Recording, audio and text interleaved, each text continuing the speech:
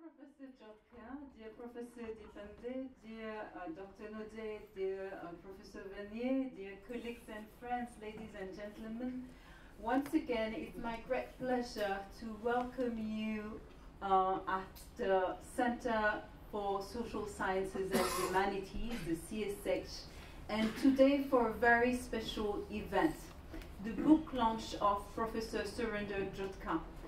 As you may know, Professor Jodhka has recently joined the CSH as a senior affiliate researcher, and we are immensely pleased with this decision as the academic achievements of Professor Jodhka are particularly impressive.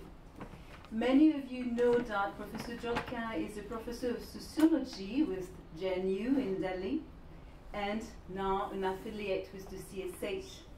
He researches on different dimensions of social inequalities, old and new, and the processes of reproduction of these inequalities with a very interesting focus, an empirical focus.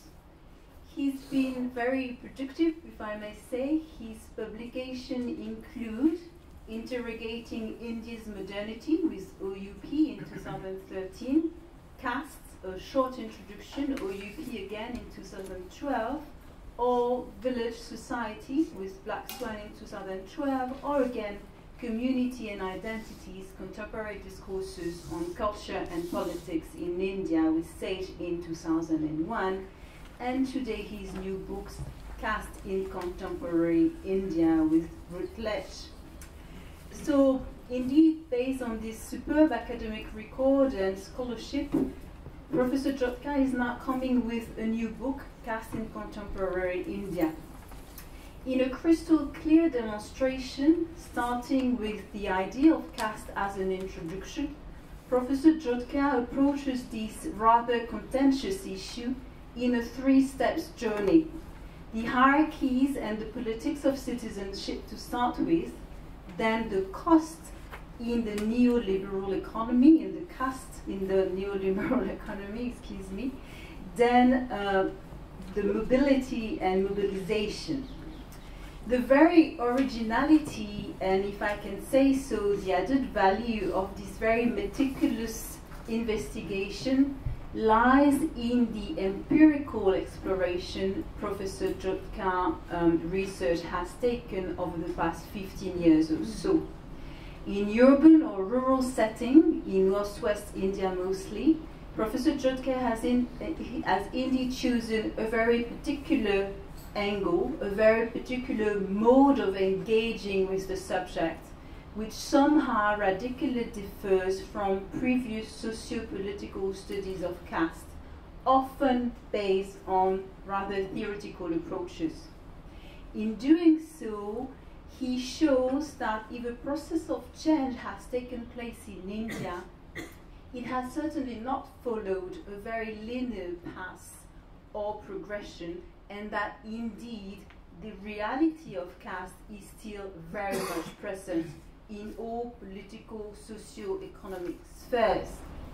So without further ado, let us now officially release the book of Professor Jodhka, Caste in Contemporary India, before we engage in what I'm sure is going to be a very stimulating and fascinating discussion.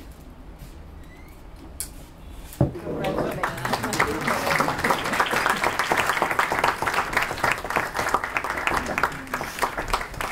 I say a few more words on the book itself, I'd like to maybe stress a few legal provisions and recent legal developments. First, the Indian Constitution. We always talk about the Indian Constitution, but who's really read it in details and who's really worked on it?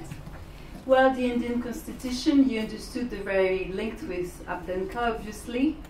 A few very important articles to bear in mind. Article 15, the prohibition of discrimination on grounds of religion, race, caste, sex, or place of birth.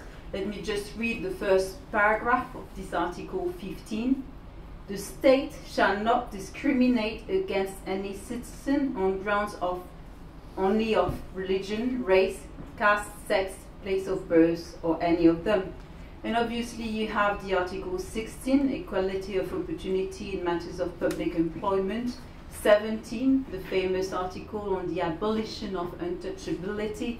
I read it. Untouchability is abolished as its practice in any form is forbidden. The enforcement of any disability arising out of untouchability shall be an offence punishable in accordance with law.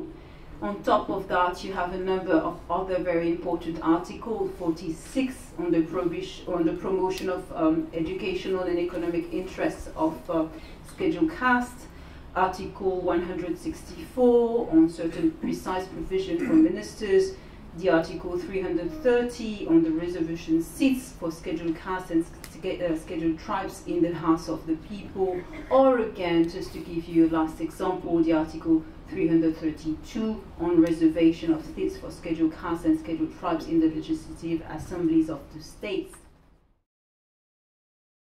This is actually what several scholars often mention in Surinder's book have tried to do. A person like, I think of Gerald Berman, who died recently. That's also what, more modestly, Christophe Jafflo and I also tried to do in a small book we published in French, unfortunately, Justifying Social Order. And actually, this Vernierian gaze is what pushes Surinder to argue that caste should be conceptualized within the framework of prejudice and discrimination. And that's maybe one of the strongest theses he defends in this book. And such a plea is notably backed by the argument that the systemic aspects of caste have gradually been eroded and were replaced by logics of discrimination. And as he argues, as the old ideologies and traditional structures disintegrate, the social and cultural prejudice associated with caste-based inequalities on the other side survive.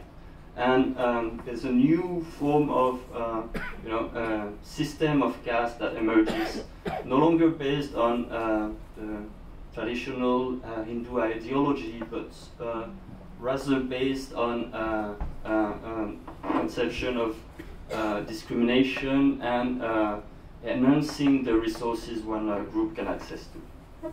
And in this regard, the chapters on the practices of corporate hiring and on Dalits in business are extremely convincing and bring a strong contribution to the demonstration.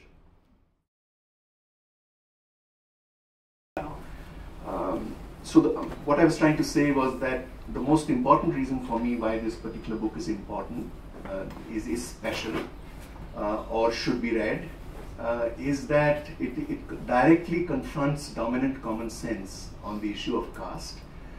The shape and form that this dominant common sense has taken is quite puzzling, at least from the point of view of a history of ideas and so on. And in part, I think this book will also help us to understand that. The dominant common sense is, which is shared by many prominent academics as well. And that common sense says that caste as a system is almost dead.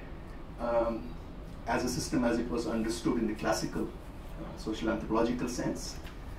It is being kept artificially alive by things like electoral politics and by the media. And this is a very, very influential view, that if it were not for the media, and particularly for electoral politics, and its offshoots or its byproducts, the byproducts of electoral politics, then caste would have died a natural death by now. So the main facet of this form of common sense on caste is to place it squarely as an incongruity, as an anomaly, caste as an anomaly. Something that ought not to have been surviving but is being artificially kept alive on support systems provided by politics and the media. Given the kind of evidence that we have been confronted with, particularly since the 1990s, but certainly even before that, it is quite astonishing that such a view could have been maintained for such a long time. And I think it's one of the chief merits of this book that it takes on this common sense head on by saying that, by trying to take caste out of the zone of anomaly, an anomaly or an incongruous thing, an anachronistic thing, and to explain it as something that is to be expected, something that is contemporary, not just modern, contemporary, something that is being reproduced. And it is being reproduced not in the sense of any unchanging tradition, although it may still borrow from and invoke reinvented forms of tradition, not only as a declining, as the common sense said, a declining form of power that is losing its hold, but primarily as a new and constantly renewed form of relational discrimination and domination. And that it is constantly reinventing itself on this dimension. I also agree with Satish Deshpande remark that this book addresses very usefully misconceptions and common sense on caste. I started teaching in a new university, private university, just 4 months ago in September, and I expected my students, most of them coming from fairly wealthy, privileged, middle class, upper middle class or above urban backgrounds, to be in that situation of denial. To much of my surprise, I found that this denial was absolutely not there, that they were actually acutely conscious that there is something as caste in India, that it remains valid, that it's not necessarily waning through time, and that it still shapes discrimination in India. But the puzzling thing is that once you start digging a little bit and ask them, okay, but how do you define caste? They were utterly unable to do so, and they were still stuck with very, very caricatural vision or definitions. They knew vaguely about Varna, they knew that vaguely there are these 4 caste groups, and some people below the feet, etc. So it was quite puzzling to see that on one hand there was no denial of caste as such, but on the other hand there was a lot of ignorance on this. So what I'm going to do for the 5-10 minutes that I have is to focus on one particular aspect of the book, which is the relationship between caste and politics. So this book is a welcome contribution to the debate on caste and politics. As Satish said again, also it provides empirical evidence of the continued salience of caste in politics long after the Mandal controversy. And this is a timely contribution also because we are in a period where the denial of caste and of its relevance in politics is very strong. This view is supported, of course, by the recent BJP victory in 2014, but also by the shifting trends of caste representation within parties which, at least in northern India, have seen state-based so-called caste parties attempt at mobilizing voters beyond the traditional support base, and actually successfully did so, and even at times managed to build to acquire majorities in assemblies based on broad alliances of voters. And the BJP victory in 2014 was, well, largely attributed to one person, but sort of in common sense discourse vindicates this view that people no longer vote their caste, but cast their vote for development or governance, or to be more accurate, the promise of both. So these, of course, are a very caricatural depiction of large political events, but since Surinder starts his book by warning against the tendency to deny the existence of caste, I thought it was worth mentioning it. So the third chapter of the first part of the book deals specifically with the relationship, the complex relationship between caste and democratic politics, and it provides a very useful summary of both the main lines of transformation of caste or identity politics in India post-independence, and also about the the academic discourse that was developed on on that. So I'm not going to skim through it. I'm going to skip skim through it quite easily, but I mean, we are all of us aware that you had a first initial phase of rejection, of negation of caste as a political factor, usefully reminded by Leïla in her introduction, with the inscriptions in the constitutions of provisions banning forms of caste, specific forms of caste discrimination, and creating affirmative action policies. We are aware of a second phase of a rise of backward politics in the 70s, in the 80s, and a later rise of Dalit politics, particularly in northern India in the late 80s and 90s. So the story is well known that erstwhile traditional caste alliances that supported the Congress have gone their way and gradually support parties of their own, fragmenting the party system and opening ways for better representation of backward groups in assemblies across the country. It's also well known that broad economic transformations in large part of the countries, the Green Revolution, the transformation of the land tenure system, etc., have benefited most to local dominant landowning castes who could reap the benefits of these transformations and convert their newly acquired capital into political capital. Thank you very much. I can't really say much. It's at some level very embarrassing to be kind of praised like this. I've never had this kind of experience before. First time that my book is being released formally. I just wanted to begin by thanking everyone, and I didn't really propose that book should be released, or I didn't campaign for it that it should be released. Actually, it was Leïla who said that why don't we begin your stay here with the release of the book. I said wonderful, and then we were also not very sure about how will we do it, and then it kind of turned out to be a kind of event like this. Initially we thought that maybe I'll just speak about the book and we have a small group discussion. And then everyone agreed.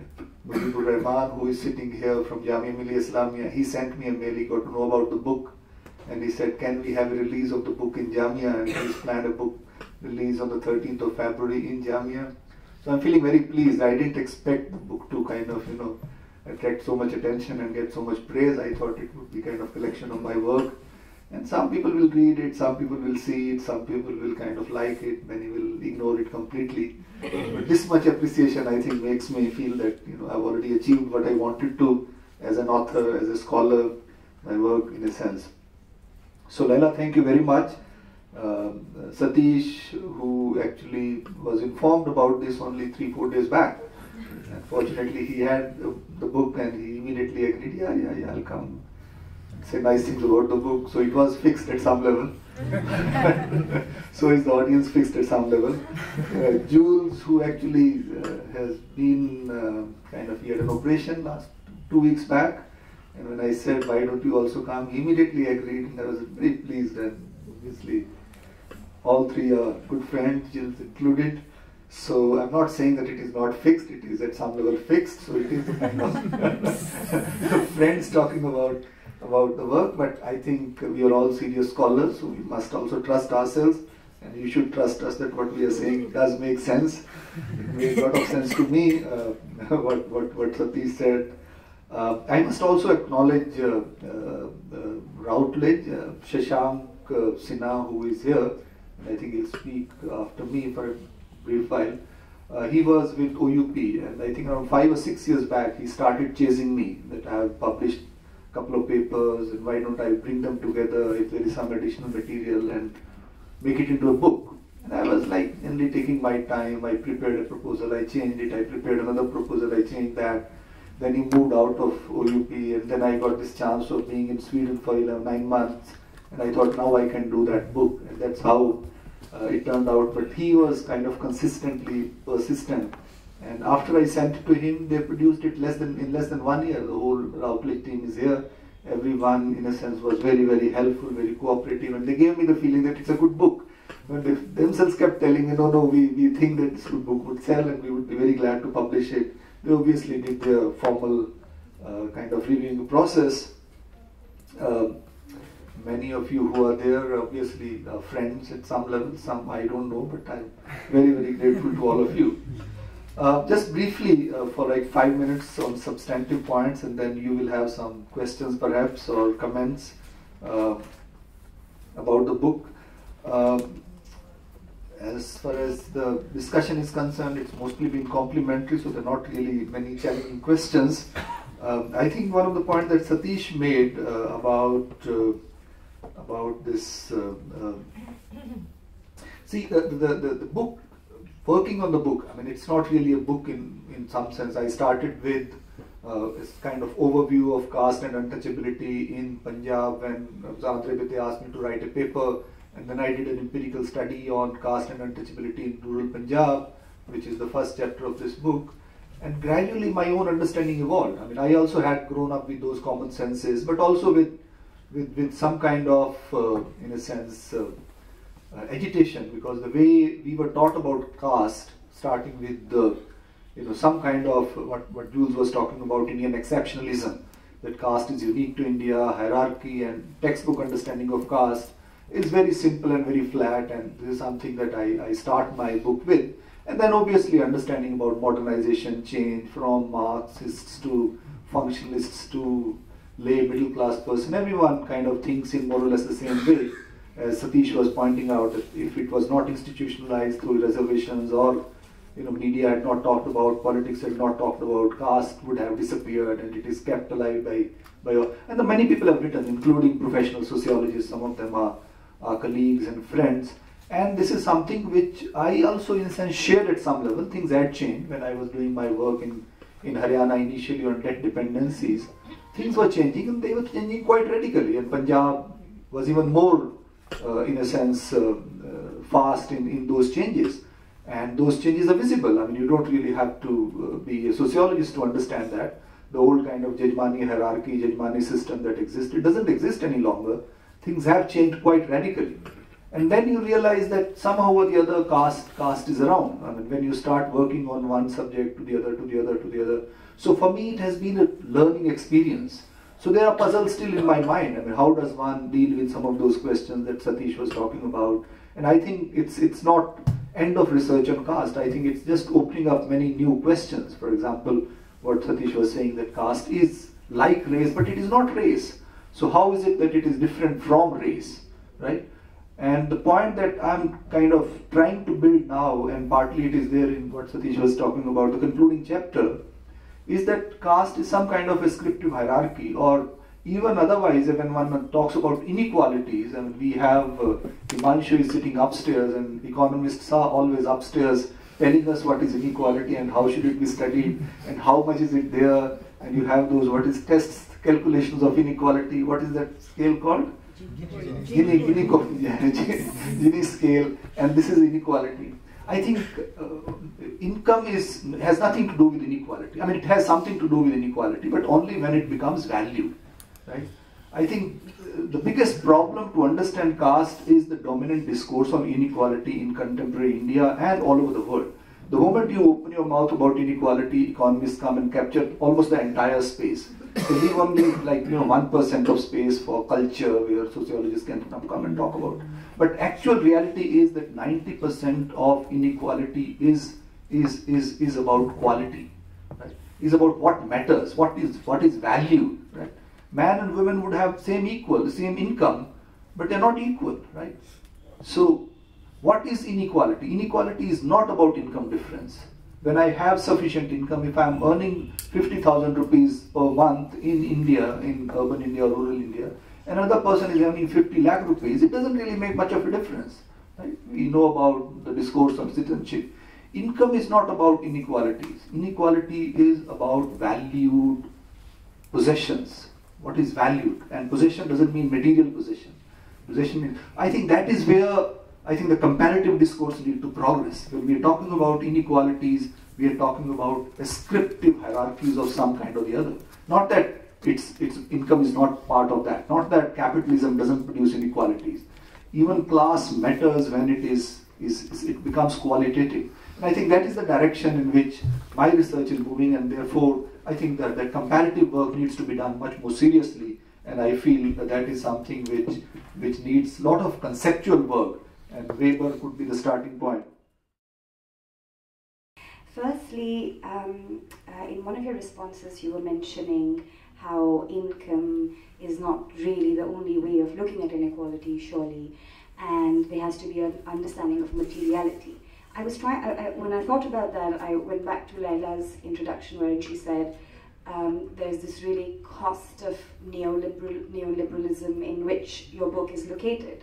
And that brings me to other academic discussion which is currently going on, something that you and I are eventually going to read on elites, Nigel Todd's new book on money, and also Mike Savage's book on understanding inequality in contemporary times, wherein their main point is that let's put money back into this entire discourse, and we really stop thinking about money from George Simmels' times in sociology, and we really need to bring it back to understand the inequality. So I was wondering how you kind of relate or think about this connection between money, contemporary times in India, acute neoliberalization, and in income, and not quite focusing on the income inequalities. I mean, I completely understand looking at other qualities, but what about the money aspect, and how do you address that in this book? Secondly, I'm glad you mentioned also about connections in the, what I would say, private realm related to marriage and networks. And because I think that is extremely important as well in a way to reify or even change caste identities. So a little bit more about the spaces or the locations in which you could situate other forms of caste visibility, apart from electoral politics that seem to be quite dominant in this panel discussion. And finally, following on from the previous point, the flexibilities of caste identity is quite interesting, I think, because there are moments when a certain caste identity is consolidified to be a certain kind, perhaps for mobility and perhaps not. But the very language of this coming together and at other point dispersing, whether it is in social gatherings, in networks, or whatever, could be quite interesting as well. In other words, how flexible are these caste identities in contemporary times, according to your book and your research? That's it. Thank you. I think the point, I think that's how perhaps it's being invoked in sociological discourse, that money has become a reified category, is become something that governs us, rules us. But at the end of the day, money is about value in a sociological sense of the term, not in economic sense of the term. It's a kind of, what one should say, a scale of value, what you value, right? If my work has 10 rupees value or another person's work has 100 rupees value, so you're basically just scaling the difference, right? If it is the question of scaling the difference, then I think revisiting money becomes very critical and exploring its culture, not simply in terms of its ability to buy commodities, but it's also ability to scale people and rank, in a sense, outputs of work or abilities and stuff like that. And once one does that, then you have to go to Bodhyam and then see how what kind of money is valued. You may have income, but if you're a shopkeeper in a wholesale market in somewhere near Chandni Chowk, you may be earning 200 times money of a university professor. You're not happy because your child can't go into DPS or some of the other good schools in Delhi. So I think there is something there which we need to kind of you're right. I mean that is something which, but I haven't done it at all. Same is about the private. This is something that I do want to work on. I've always found it very difficult because but I've not really done anything on question of marriage or marriage alliances or many other aspects of private life and the manner in which it articulates with caste. So this is not something that I've dealt with, but it's very, very important. And I think some people have already started working on it. There's some work available, and it perhaps needs much more work.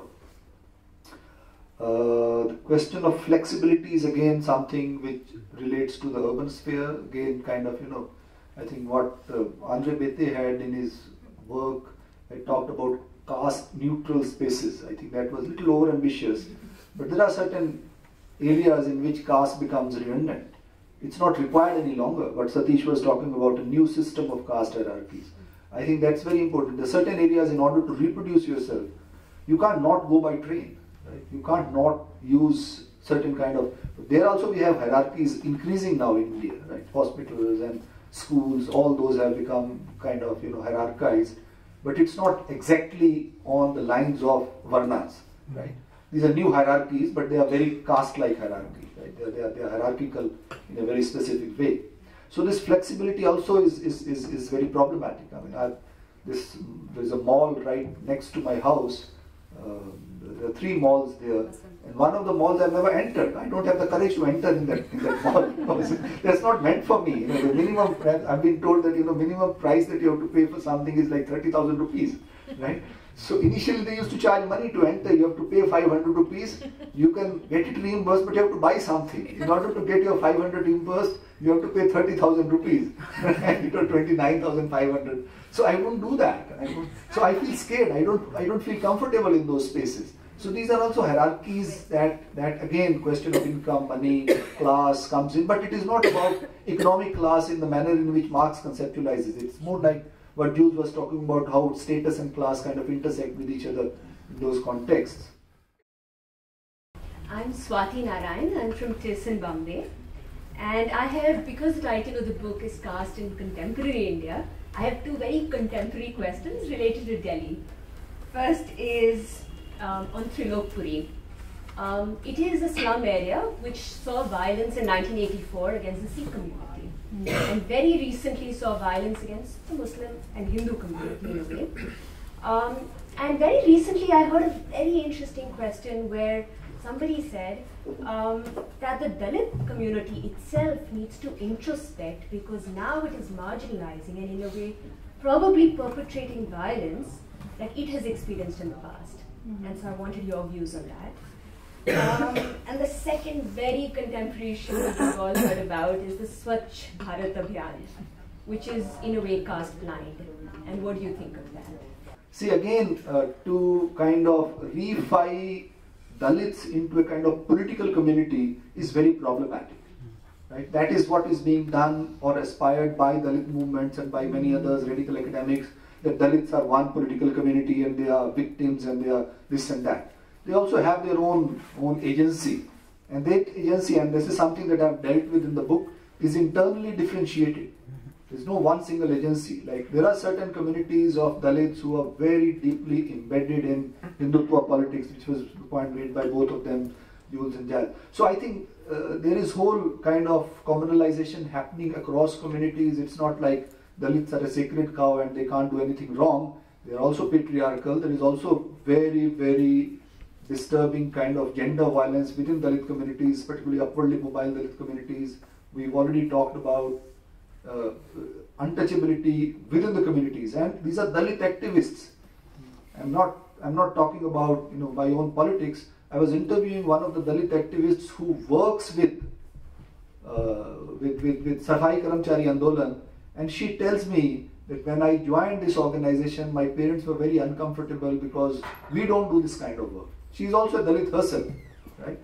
So she is uncomfortable. Her parents are uncomfortable. She looks down upon the kind of work that this organization does, right? So it's so deep in urban areas among Dalits, mobilized Dalits who are working with organizations that are trying to fight against. And these are things, again, Dalit movements need to confront, not hide them. Patriarchy is something that they need to confront, that this is a reality and this needs to be recognized, only then you can deal with it. And as academics, we must highlight that.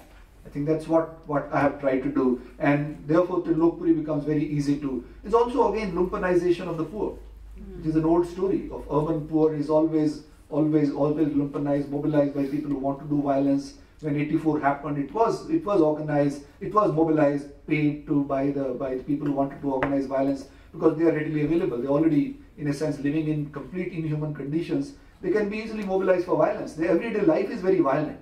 I have been to this Valmiki localities in Amritsar, and the kind of language they use, everyday life is so inhuman, it's so violent, really violent.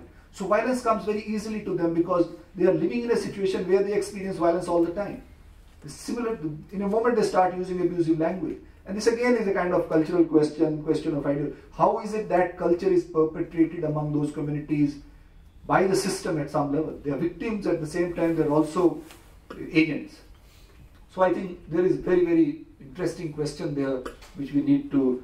Swachh Bharat is again, I think, we understand. I mean, it's obviously the whole question of cleanliness in India needs to be culturally constructed, not in a caste-blinded way. I mean, I completely agree with you, but I don't have anything more to say on this. Thank you very much.